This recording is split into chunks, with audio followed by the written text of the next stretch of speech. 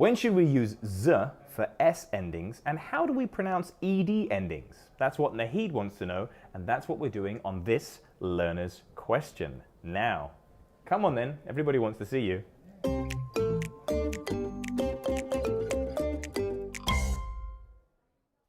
Okay, English uses s or es endings in 4 different ways. Number 1, plural nouns, such as boots, trees, or watches. Number 2, verbs, such as claps, swims, or finishes. Number 3, possessives, such as Chris's, Philip's, or Dan's. And finally, 4, contractions involving the verbs is or has. For example, the dog's barking or the teacher's arrived. These s endings have one of 3 possible sounds: s, z, or is.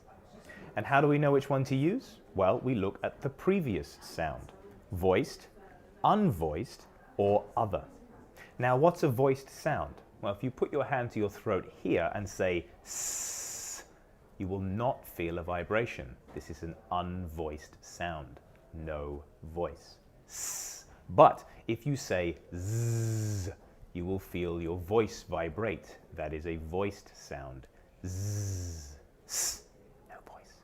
Z, voice. If the word finishes with an unvoiced sound, such as boot, clap, or chest, then the s sound is also unvoiced. S, boots, claps, chests.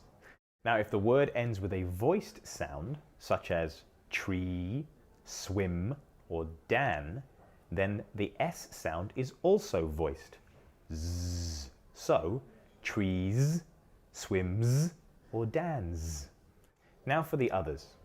If the word finishes in the sounds s, z, sh, j, ch, or j, for example, watch, miss, or finish, then we use is.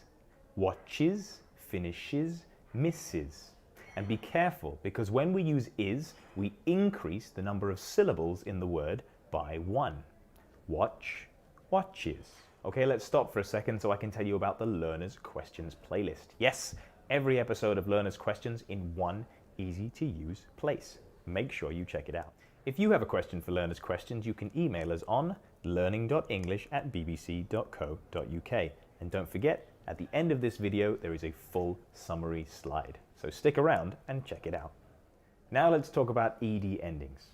Ed is added to an infinitive verb to make a regular past or past participle verb.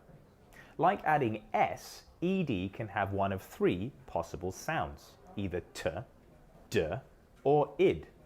Which one do we use? Well, it's based on the last sound of the infinitive verb, either voiced, unvoiced, or other.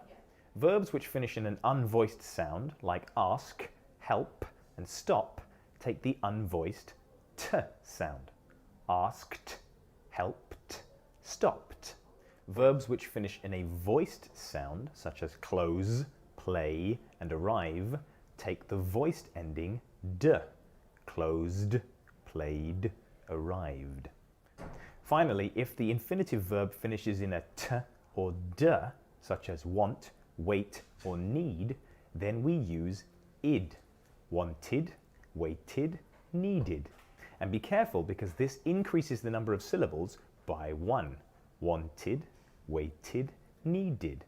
Thank you for your question, Nahid. I hope I answered it for you. If anyone else out there has a question for Learner's Questions, you can email us on learning.english@bbc.co.uk. And don't forget, as soon as I finish speaking, there is a full summary slide. So make sure to check it out. I'll see you next time on Learner's Questions. Bye, everybody.